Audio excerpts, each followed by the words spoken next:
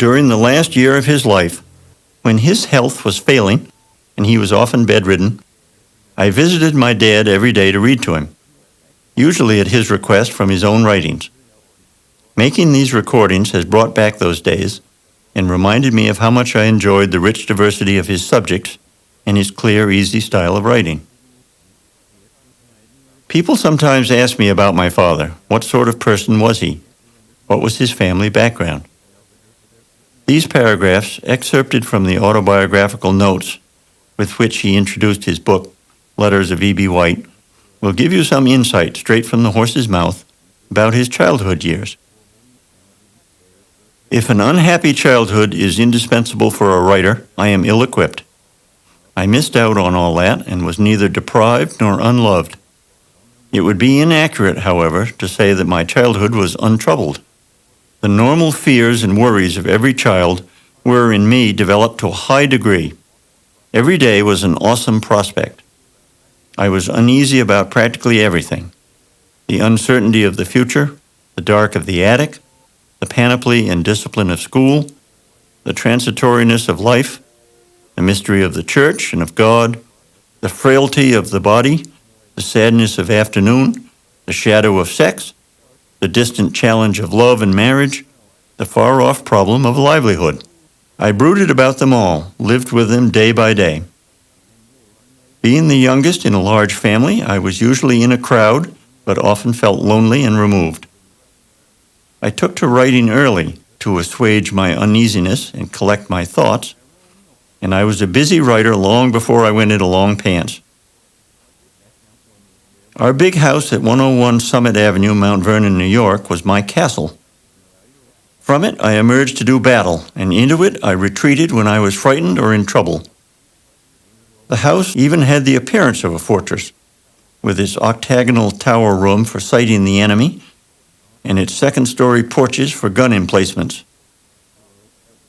My father, Samuel Tilly White, was born in Brooklyn, the son of a carpenter and the grandson of a contractor.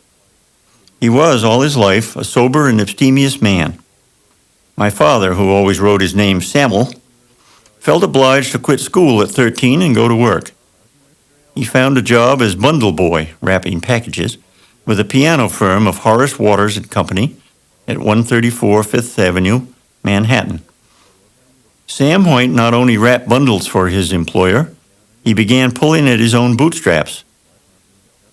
He informed himself about every aspect of the business, learned bookkeeping, learned to play the piano, kept his eyes and ears open, and was soon climbing life's ladder. He was successively a clerk, a salesman, a branch manager, an officer of the company, and finally president. When I was a child, I used to watch parades from a front row seat next to the big plate glass window on the second floor, a splendid vantage point. I was Mr. White's boy, marked for special treatment. I made many visits to Horace Waters and Company, and remember particularly the wonderful, sad sound of a piano being tuned somewhere in the building. One of the fringe benefits of being the son of a piano man was that our parlor at 101 Summit Avenue was well supplied with musical instruments. A Waters grand, a reed organ with phony pipes, and at one period, a Waters player piano called an autola. There were 6 of us children, and we were practically a ready-made band. All we lacked was talent. We had violins, cellos, mandolins, guitars, banjos, and drums, and there was always a lot of music filling the air in our home. None of it good.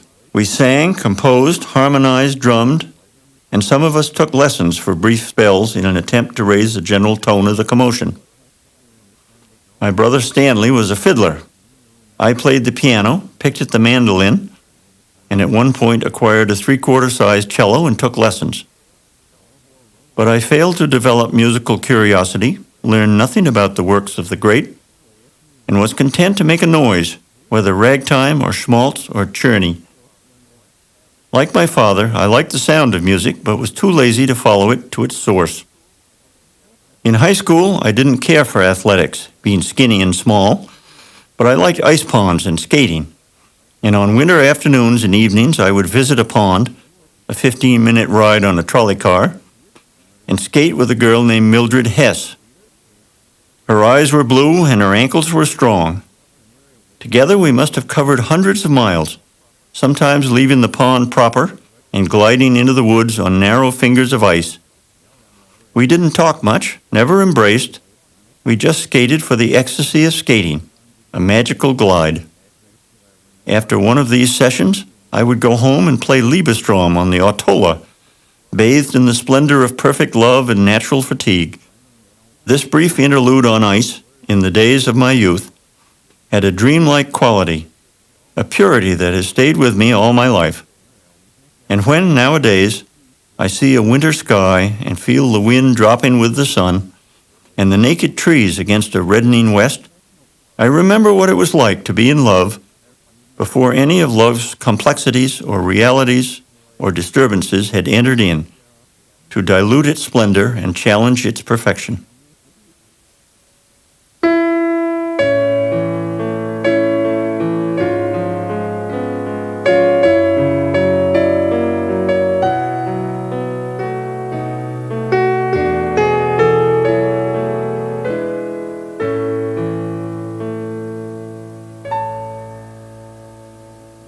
Conch.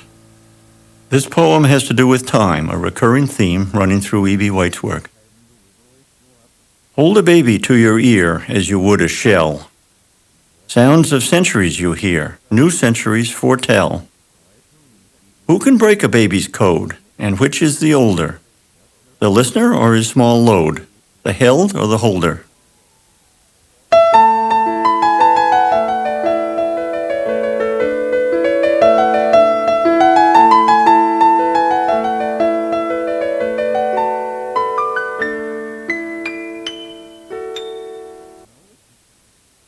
The Ring of Time.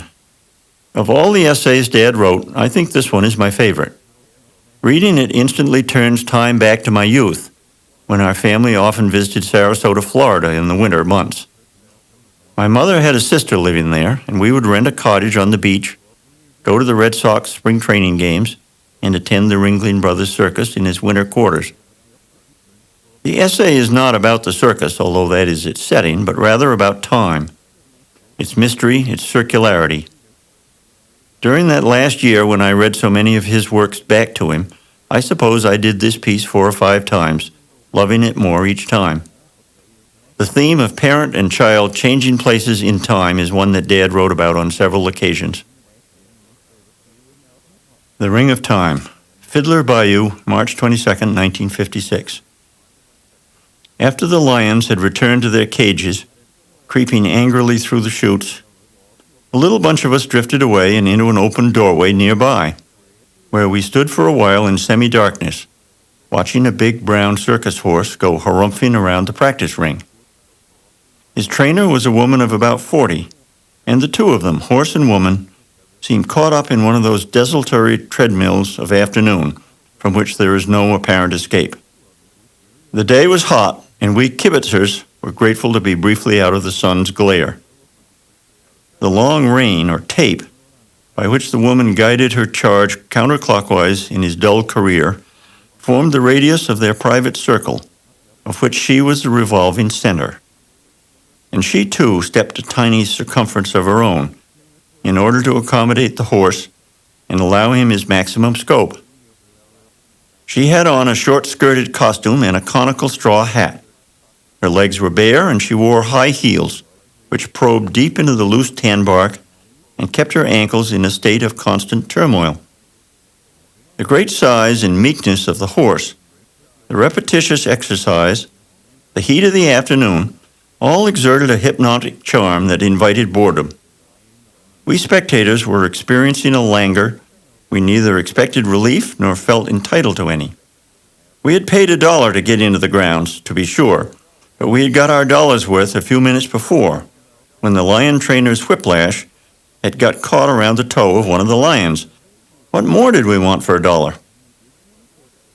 Behind me, I heard someone say, "Excuse me, please," in a low voice. She was halfway into the building when I turned and saw her, a girl of 16 or 17, politely threading her way through us onlookers who blocked the entrance. As she emerged in front of us, I saw that she was barefoot, her dirty little feet fighting the uneven ground. In most respects, she was like any of 2 or 3 dozen showgirls you encounter if you wander about the winter quarters of Mr. John Ringling North Circus in Sarasota. Cleverly proportioned, deeply browned by the sun, dusty, eager, and almost naked. But her grave face and the naturalness of her manner gave her a sort of quick distinction and brought a new note into the gloomy octagonal building where we had all cast our lot for a few moments.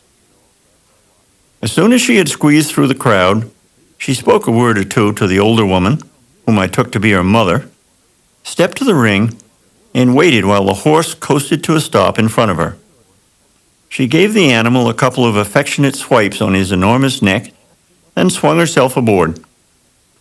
The horse immediately resumed his rocking canter, the woman goading him on, chanting something that sounded like hop, hop.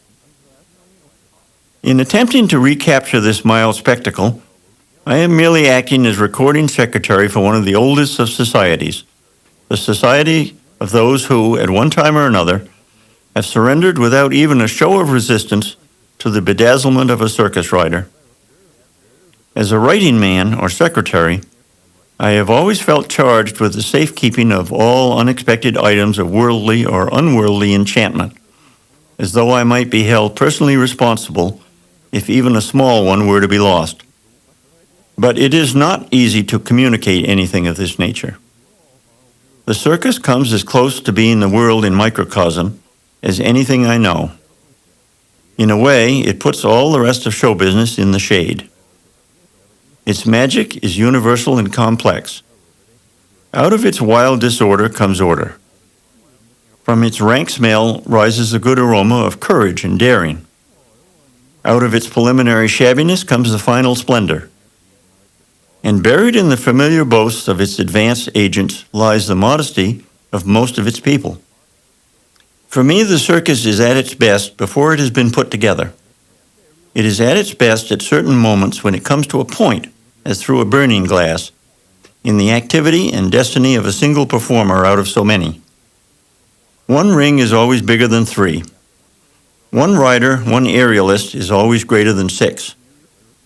In short, a man has to catch the circus unawares to experience its full impact and share its gaudy dream. The 10-minute ride the girl took achieved, as far as I was concerned, who wasn't looking for it, and quite unbeknownst to her who wasn't even striving for it, the thing that is sought by performers everywhere, on whatever stage, whether struggling in the tidal currents of Shakespeare or bucking the difficult motion of a horse. I somehow got the idea she was just cadging a ride, improving a shining 10 minutes in the diligent way all serious artists seize free moments to hone the blade of their talent and keep themselves in trim. Her brief tour included only elementary postures and tricks, perhaps because they were all she was capable of, perhaps because her warm-up at this hour was unscheduled and the ring was not rigged for a real practice session. She swung herself off and on the horse several times, gripping his mane. She did a few knee stands, or whatever they are called, dropping to her knees and quickly bouncing back up on her feet again.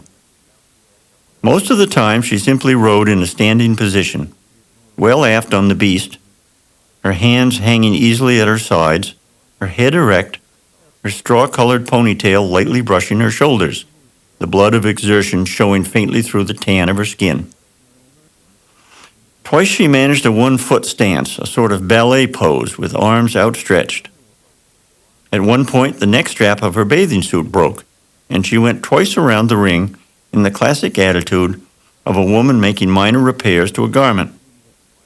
The fact that she was standing on the back of a moving horse while doing this invested the matter with a clownish significance that perfectly fitted the spirit of the circus. Jocund yet charming.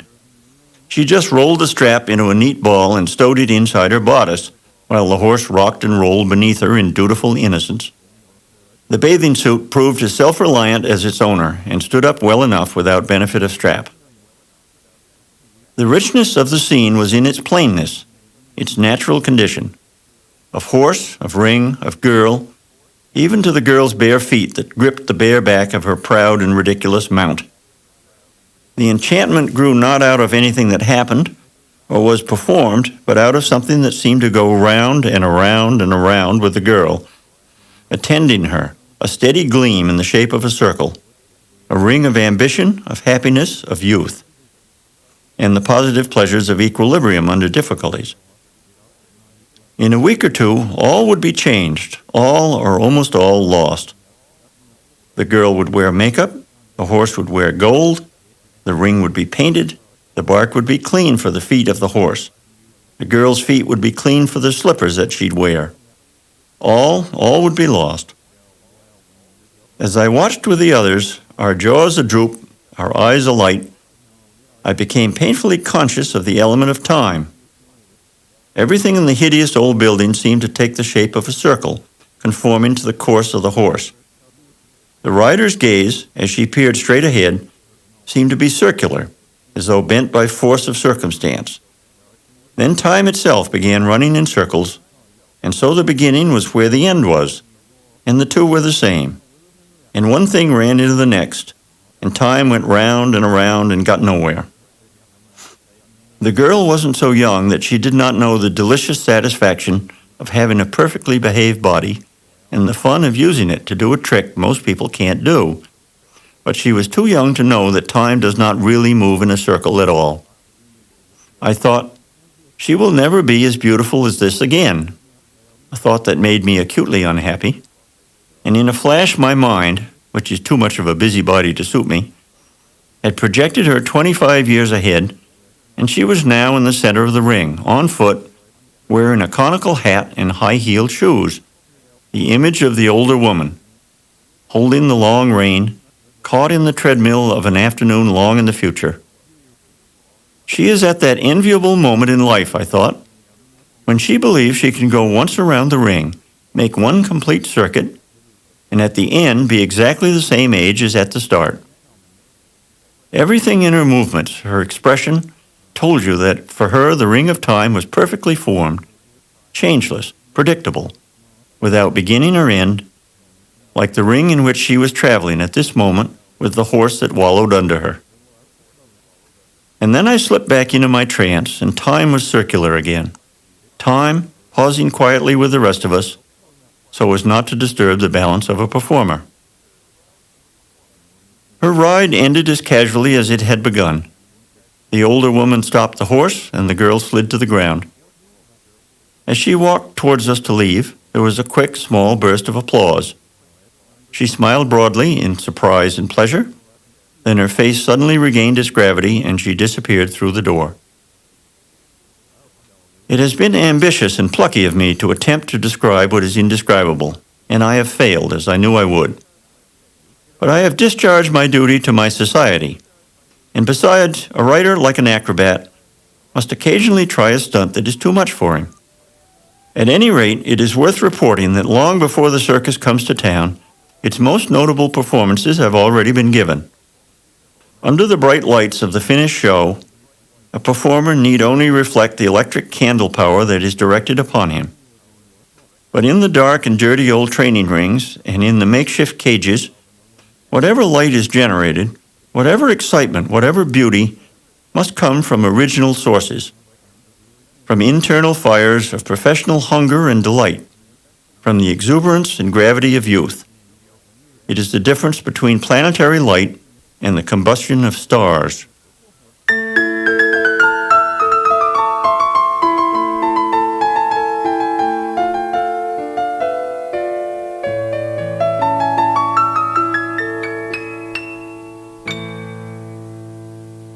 Song of the Queen Bee. This poem tells so much of Dad's love of all the earth's creatures. He was truly fascinated by animals and their habits, and his most joyful moments revolved about events in the natural world and the humor often found there. The breeding of the bee, says a United States Department of Agriculture bulletin on artificial insemination, has always been handicapped by the fact that the queen mates in the air with whatever drone she encounters. When the air is wine and the wind is free, and the morning sits on the lovely lea, and sunlight ripples on every tree, then love in the air is the thing for me. I'm a bee, I'm a ravishing, rollicking young queen bee, that's me. I wish to state that I think it's great, oh, it's simply rare in the upper air. It's the place to pair with a bee.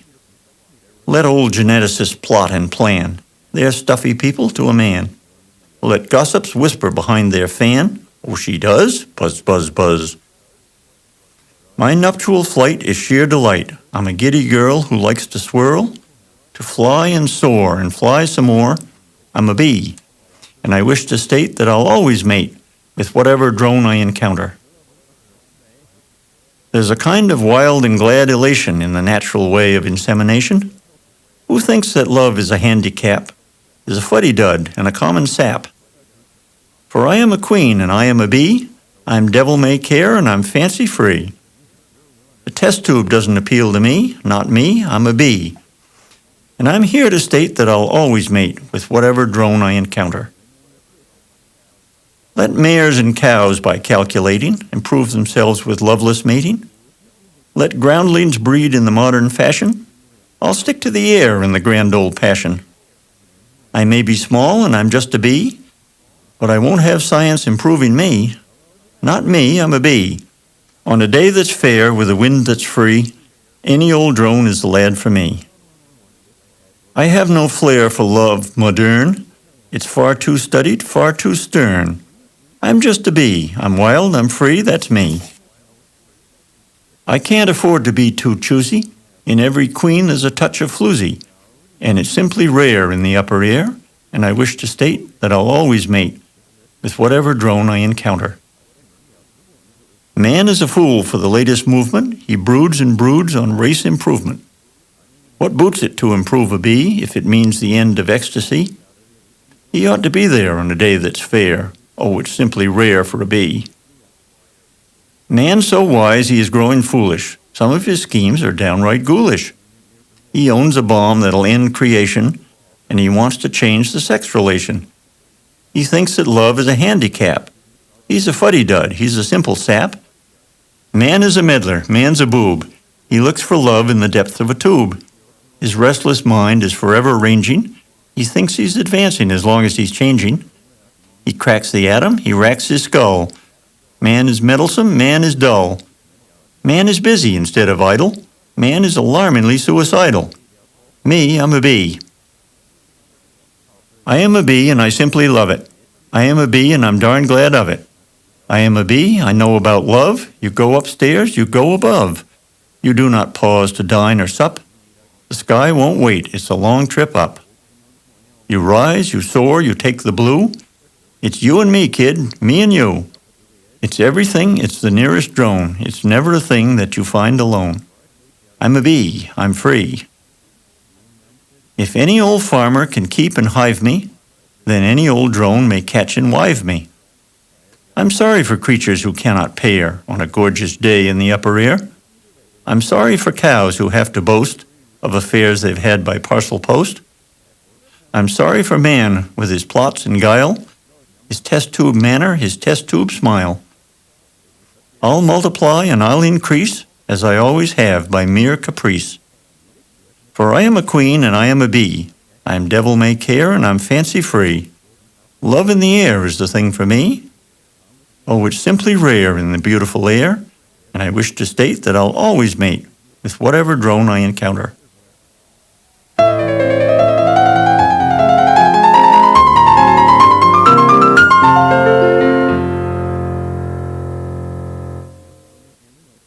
Jack Case was Dad's editor at Macmillan Company at the time he was rewriting William Strunk's Elements of Style. The oddities of English usage always amused Dad, and he apparently wanted to share this one with his editor. Dear Jack, the next grammar book I bring out, I want to tell how to end a sentence with 5 prepositions. A father of a little boy goes upstairs after supper to read to his son, but he brings the wrong book. The boy says, "What did you bring that book that I don't want to be read to out of up for? And how are you? Yours, Andy."